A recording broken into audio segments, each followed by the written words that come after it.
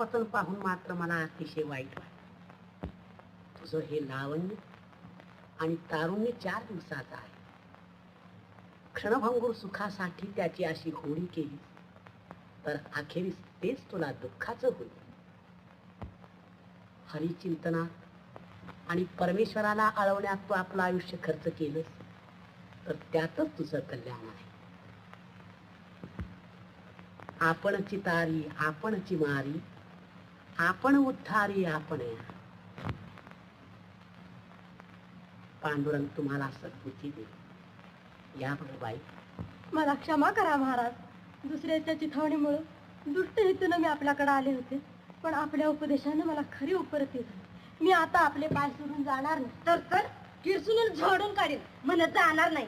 तू एक आपल्यालाच गावाची शिरं टांगल्याशी, पण आम्ही नाही टांगली. तुम्ही काय वाटतील ते करा, मारा, झोडपा,